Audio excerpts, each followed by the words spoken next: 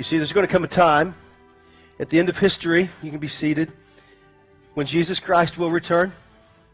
He's going to make everything right again. And the way the book of Revelation sums it up is this, is that there's going to be this great wedding feast. There's going to be this amazing time when God is restoring everything, and the bride of Christ, the church, His people, are called to be in this great wedding feast with Him, this great reception, and it's going to be amazing. And you're invited. Amen. Today I hope you don't miss the invitation to this great feast where we will be in front of the Creator of the universe. The one who made us and the one who created us, the one who loves us, the one who calls us and forgives us and makes us right.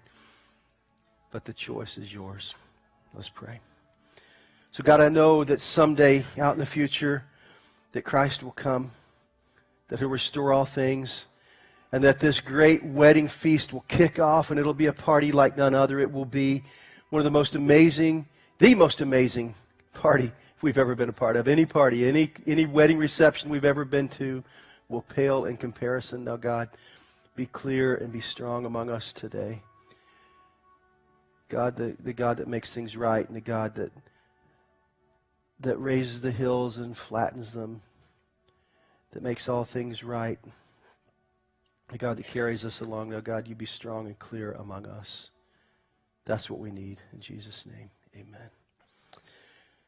Now, I know that's a shocking deal if you're new to this idea of Jesus and then you hear me talk about the end of time, and I'm not going to go a long way there, but I'm just going to say someday it's all going to change, and everything, every hurt that you have in your heart is going to be erased. Every tear you've cried is going to be dried up. Every mystery of why certain things happen in life is going to be resolved, and this God that we serve and we love is going to stand on His throne, and we will understand and we will see, and you'll be invited to this amazing party. And if you're not sure about that, if you just ask a question, it's okay to just have questions about that. But some of you today, you've already accepted that invitation. Good for you. And we'll share with you some of how that works today. It's an amazing thing. You know, this season right here, as we head into spring and everybody starts getting allergies like me and Mary and other people, it's also wedding time. And it's time when people start thinking about weddings, and it's derby time and wedding time and all this stuff. And I have this wedding invitation here from Aaron Aberly. Yeah, here we go. It's exciting. It's very cool. There's this thing you can download our free app, WedPix, and I mean it's all kinds of stuff. It's very complicated these days, and you can go to the gift registry at Bed Bath & Beyond, and then you can do that. All of you should do that for Erin Aberly. She's been wonderful with us. She serves with our children and does a lot of stuff. She's awesome. And then it goes through, and it says, Mr. and Miss Walter P. Read this. Walter P. Aberly, Jr., Miss Lisa Dunlap, and Mr. Gary Dunlap, Sr. request the honor of your presence at the marriage of their children, Aaron Ray Aberly to William Jason Dunlap, on Saturday the 26th of April, 2014, at 4:30 in the afternoon, the Clifton Center, and it goes on. And then this RSVP. The favor of a reply is requested. Honor before April 5th. I'm just glad we didn't miss the deadline. They'll be up here with us and be bad. And it asks the number of people that are going to attend. And it even gives me a song request. That's really cool. And so they want me to return this. Why do they want me to return this? So they know if I'm coming, but if I'm coming, what are they going to do? They're going to get the extra food, like get more food, because Jeff's coming, like get double portions of everything. Here we go, he's coming. And so you can prepare, yeah, they're going to prepare this deal, this wedding celebration, this reception, and the reception is becoming this thing that eclipses the actual wedding ceremony in a lot of cases. I mean, there's a lot more attention given to the DJ and the music or the band and all that. And yeah. What's your name? DJ Jazzy Mike. What's your? Dino Mike. Okay, Dino Mike. He does these wedding receptions, so you can get Dino Mike to come to your wedding and spruce up your reception, and that'll be good. You got Dino Mike on the mic, and I've heard him. He does a good job. I highly recommend him. It's good. He's expensive, but he's worth it. Okay. That's good. But anyway, it's wedding time, and you got this thing going on, and this reception, and receptions are wonderful things. This party where we celebrate together, and And I really am excited about that. We're in the Parallel Universe series of messages. We're talking about things that Jesus said, stories he told, parables. A parable is where Jesus would lay a story beside, would take a common story, something people would be familiar with, and lay it beside spiritual truth, to lay them parallel. And the word parable is close to that, and that's what it means. Jesus is going to lay out something about a wedding here. And I want you to hear this. And we're going to loop back and forth through these scriptures today. We're in Matthew 22, 1 through 14. The scriptures that I'll be working with mostly are on your sermon note card, which is in a golden colored piece that you were given probably as you came in on the back of that. You can follow along and make notes there. The scriptures will be on the screen, at least most of them. I didn't put them all on your screen, but I'll be reading through the entire passages of 22, 1 to 14. And so hear these scriptures and try to imagine what Jesus is saying. And we'll come back and forth to this. Again, Jesus spoke to them in parables, saying, "The kingdom of heaven may be compared to a king who gave a wedding feast for his son, and sent his servants to call those who were invited to the wedding feast, but they would not come.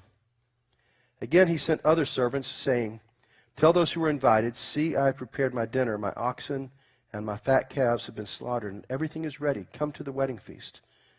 But they paid no attention and went off, one to his farm, another to his business, while the rest seized his servants, treated them shamefully, and even killed them. The king was angry, and he sent his troops and destroyed those murderers and burned their city. Then he said to his servants, 'The wedding feast is ready, but those who invited were not worthy. Go therefore to the main roads and invite to the wedding feast as many as you find.' And those servants went out into the roads and gathered all whom they found, both bad and good, so the wedding hall was filled with guests. But when the king came in to look at the guests, he saw there a man who had no wedding garment. And he said to him, 'Friend, how did you get in here without a wedding garment?' And the man was speechless. And the king said to the attendants, 'Bind him hand and foot and cast him into outer darkness, in that place where there will be weeping and gnashing of teeth. For many are called, but few are chosen.'" This is a tough passage. This is tough stuff. And I want you to see this passage for what it really means. And I want you to know there's several levels that we could see this at. There was the crowd that Jesus was speaking to, many of whom were religious elite folks. They were people who claimed to know God and claimed to follow God, and they claimed to be in with God and to be doing the works of God. This was one crowd that he was talking to. And then he was talking to people who had been marginalized and pushed outside of the religious establishment, ones who weren't invited to God's party. So he's talking to both of these crowds with this story. Now, and so it will help you to know some of what's going on in a Jewish wedding. It's a little bit different than our weddings. So let me tell you how a Jewish wedding would generally go at the time of Christ. And then we're going to go back through these scriptures and see what he may have meant. And I think you'll love this. I think it will help you and me so much. It has it just in studying it. A Jewish wedding at the time of Christ had three phases. There was a contract phase when you would contract, the groom would contract with the father of the bride for the hand of his daughter. Or it could happen that the father of the groom and the father of the bride would have arranged this marriage, could have arranged it from the time the children were very young, even as young as 1 year old. But they wouldn't have sex until they were married. So the first part is the contract, and it would be a price paid for the bride. That sounds pretty good, doesn't it? If you've got a daughter, it'd be nice, but you'd have to pay a price, a bride price for the bride, in order to have a contract with her that you would marry her at some point in the future. Once that was established, then it became the groom's job to prepare a place for his bride to live in the house of his father. So the groom would get busy preparing a place. Usually they would add on to the house of the father, and they would add a portion to that house, and it wasn't finished. It wasn't ready for the bride to move into until the father of the groom said it was ready. When the father of the groom said it was ready, then the groom could go to get his bride, and they would enter into the second part of the marriage, and that would be the consummation of the marriage. The Jewish word is, I guess, chuppah, I'm not sure anybody Jewish know how to say that. Chuppah, I think, is the right way to say it. And it's the consummation of the marriage. Now, let me just tell you that they took very seriously the purity of the bride. Really, really, really seriously. Really seriously. So much so that when it was time to consummate the marriage, when it was time the contract phase is over, now they didn't go through an elaborate phase where they said I do before this. The way they started their marriage, they went to the wedding chamber and they consummated the marriage there, and it was witnessed. Yeah, this is getting exciting, huh? By 10 groomsmen and 10 bridesmaids who would stand outside the wedding chamber just to hear the joy of the groom. But then to ensure that all was as it was supposed to be, that the bride was purely pure, the groom would hand out a cloth that they had consummated the marriage on to the father of the bride to prove that she was truly a virgin. Now, I'm not going to explain all that, but let's just say they were serious about this deal, and it was a big, big deal to have a pure bride. Because if she wasn't pure, by law, she could be taken out and stoned. Isn't that amazing? This was a different kind of deal. Now, in a Jewish wedding ceremony to this day, many times you'll see that there will be a white sheet hung above them when they're doing a wedding ceremony under, and on 4 posts and a white sheet hanging above them. That's a symbol of that wedding cloth. Interesting, huh? So you've got the first 2 parts: a contract where a price was paid for a bride, a time of waiting while a room is being prepared. And the room isn't ready until the father says it's ready. And the groom doesn't even know when he's getting to go back, because dad is a real stickler for details, and he's making sure that things are exactly right for his future daughter-in-law. Cool, huh? He finally gets to go back and consummate this wedding, this marriage, and then they have this incredible feast. Now, this could have been years from the time they started the contract until they actually have the consummation of this thing. And then they would have a wedding feast that didn't last for just a few hours or from like 7 till midnight. It would go for 7 days. 7 days of feasting and partying, and Dino Mike wearing himself out for 7 days and just going after it, man. And it would be this amazing thing happening there with people partying and celebrating. The whole community a lot of times would be invited in these small villages, and it was a time of celebrating that good things were happening in the life of this family. And it was expected that if you were invited that you would come.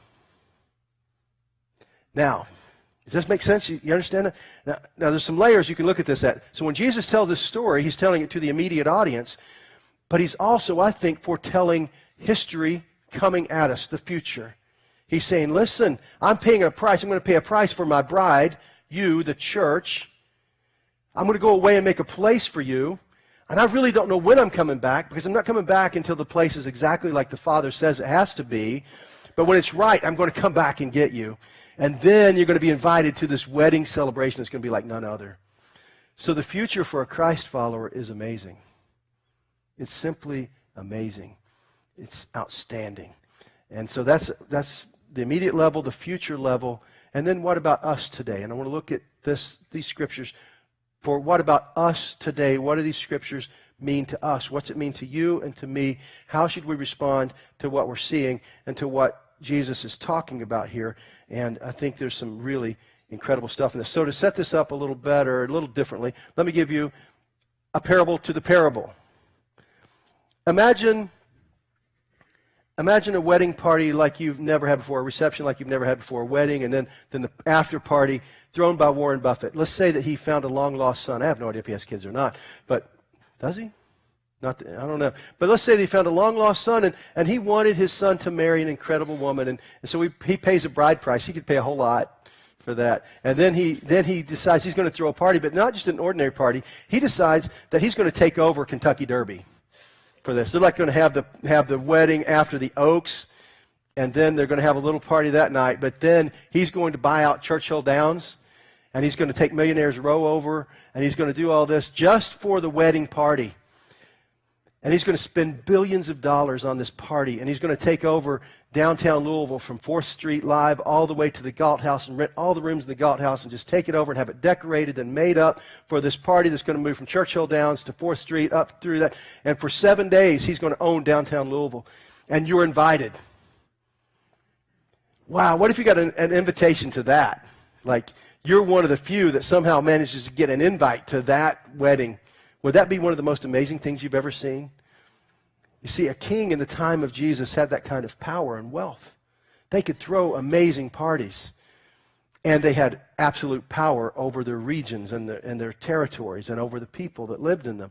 Now, Warren Buffett doesn't have that kind of power, but still the wealth is on a similar scale. And so Warren Buffett is throwing this party. You get an invitation, and when you get it in a nice wrapped box. And in the box, there's this beautiful invitation, and there's a nice piece of jewelry for you to wear if you're a woman, and a nice ring, like an almost Super Bowl kind of ring for you to wear if you're a guy. And in the guy's box, it would be a really cool tuxedo, black tuxedo with a blue cummerbund and a blue bow tie. And you're expected to wear this to the party. For the women, you get this beautiful, long, flowing, sequined gown. UK blue. Yeah. Here we go. With red sequins for U of L, okay? And so anyway, it's a beautiful, beautiful dress. And you get this pendant necklace with a solitaire diamond right here, the biggest rock you've ever seen. And that's what's in your box. That was pink and wrapped with a white bow and beautiful and perfect. And your invitations are delivered this way. You have to sign for the invitations. Yeah, I got the invitation. And then you got to choose. Am I going or am I not going? Will I go or will I not go? Now, let's just say that you decide, I don't like UK blue gowns. I am not going. Okay? So you decide you're going to stay home. Now, in this story, if you're really led by a king, the king has an anger issue. He's not happy that you're not coming. But I won't go there too long, but here's the deal. You have a choice. You're going to go, you're not going to go. Well, I'm busy. You know, the kids have a soccer tournament that weekend. I can't go. Okay? Well, I'm going to the lake that weekend. I can't do that. I'm not going to do that. I already made plans with some friends. I'm going to watch the Derby in their basement and, eat hors d'oeuvres. I'm doing that. Whatever reason you want to give, you decide you're not going. And you fail to send back your RSVP. And as it gets closer, Warren Buffett is asking his managers, like, well, what's going on with that? He said, well, there's a lot of people that aren't coming. And he's like, what? They're not coming to this? Why are they not coming? Doesn't really know. So what Buffett would do in that case is then he begins to send out more invites to more people. Why does he send out more invites to more people? Because he's wealthy, because he wants to show off, because this is important to him. This is his son, and he wants it to be a party like none other. He wants this to be the most amazing experience anybody has ever had as they celebrate this time with him and his son and his son's bride. And he is going to make sure that this is exactly right. And so he's going to fill up 4th Street to the Galt House, and every room is going to be filled, and Churchill Downs is going to be filled with all these people that have been invited, and all of them are going to be wearing the right stuff. It's going to be magnificent. In addition, I should have said, because it is Derby, you get a really beautiful Derby hat, women. Beautiful. And men, you get a top hat. You get a little top. And it's just going to be this really cool experience. Can you imagine this? A wedding like that, a reception like that, an after party like that for 7 days. Warren Buffett's going to own Louisville, and you're invited. Would you say yes or no? I'm going, dude. I'm clearing the calendar. I'm not preaching that Sunday, by the way. Mike, you're filling in. I'm going, okay? I'm tuxedoed out, baby. I'm wearing the tuxedo, and I'm okay. Oh, that's right. You got Dino Mike has got to be there. No. So, Jim, you're up. So here we go. So we're gonna have this party, and it's gonna be amazing. And And you go through there. So let's look at the story again through that lens. Imagine a modern day after party thrown by a very wealthy person. And let's look at some of this again. The kingdom of heaven may be compared to a king, a very wealthy person who gives a wedding feast for his son. And he sent his servants, perhaps UPS in this case, or FedEx, to get a signed signature from people who are invited to the party, and delivers their boxes. Hey, look, I've prepared this incredible deal for you, this dinner, we've got steaks galore, and there's going to be all-you-can-eat buffets up and down from 4th Street to the Galt House, and you're just going to feast all week long. We're to party all the time. It's going to be this amazing thing. I want you to come and go with me. But there are people that say, I'm not going for whatever reason, and they turn the invitation down. Matter of fact, some of them were even evil in how they treated the people that were inviting them. Let's jump down to verse 9. So he's been turned down. Go therefore to the main roads and invite to the wedding feast those, as many as you find. And those servants went out to the roads and gathered all whom they found, both good and bad. They began to work the streets from Churchill Downs all the way back to the city of Louisville. And anybody that was out on the street, they would give them these boxes and say, hey, come on, come to the party, come to the party, come to the party. It's going to be amazing. And they were handing these boxes to them and saying, come to the party. You got to wear this. Accept the invitation. Come to the party. And they began to invite everybody who would come to the party. So the wedding hall was filled with guests.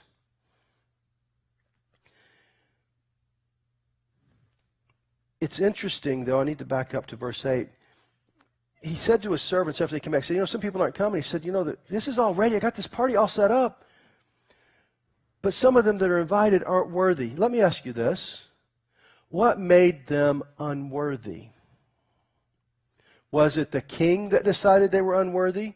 Or did they themselves disqualify themselves by refusing the invitation?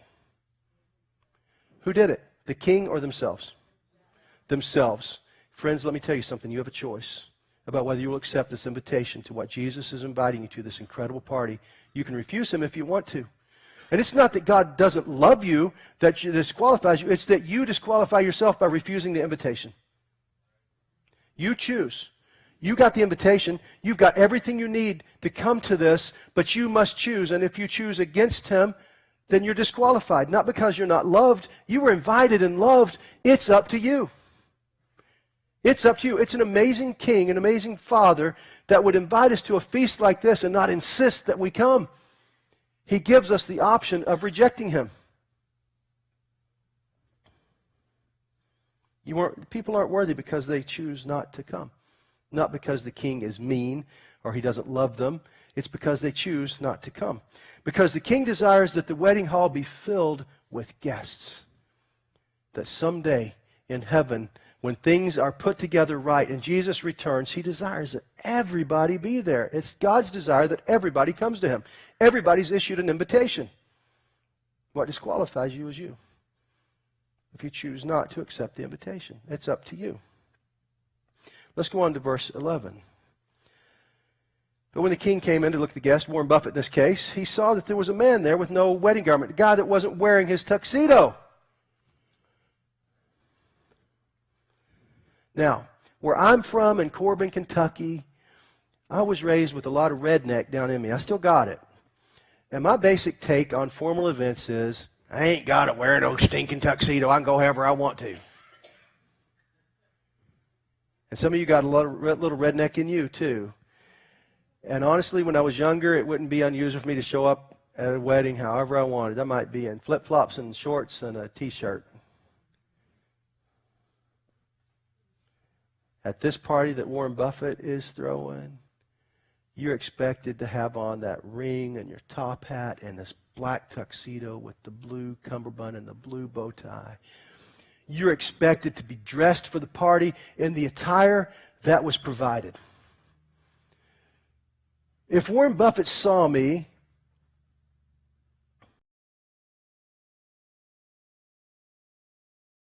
and your blue and your pink pumps and your cropped T-shirt hanging out at the wedding party and he threw you out, is that on you or on him? Why is it on you? You made a choice, didn't you? You accepted the invitation, but then you did it on your own terms. You're like, well, yeah, I'm going to go, but I'm going to wear what I think is cool. I'm going to do it my way because my way is just as good as his way. What right does he have to tell me what I should wear or how I should do this? It's not right for him to do that. It would be wrong for him to tell me how to dress. I have freedom of expression. I can dress however I want to dress and do whatever I want to do. I can just do this on my own, my way, because I'm an empowered person with a little bit of redneck in me. Rebellious with a purpose.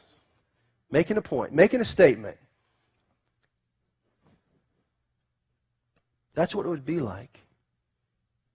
You see what's happening with us, I think sometimes, with you and with me, is that we hear this news of Jesus and this party that we're invited to, and we're willing to take the invitation, kind of, but we want to take it on our own terms. Yeah, I want to be at the party, but I want to do it my way. So Jesus, I really don't want to come by your way. I really am not going to admit that I need to be clothed in the wardrobe that you provide. I'm going to provide my own cool, chic wardrobe that I think is really nice. I'm going to wear what I want to wear when the king has dictated and demanded that you wear this gown or this tux because he's the king and he's throwing the party and he's providing the party. So why shouldn't he be able to say what you should wear? In terms of Jesus and you and me, the Bible tells us that we're all sinners, that we're all messed up, that we're all far from God. And it also tells us that he loves us just like we are. And it goes on to tell us he loves us too much to leave us that way. You're invited to this great banquet with God, this great wedding feast. But he's provided forgiveness in his son Jesus for everything you've ever done wrong. So to put this on, to put these garments on, is to admit, I'm not dressed right for the party.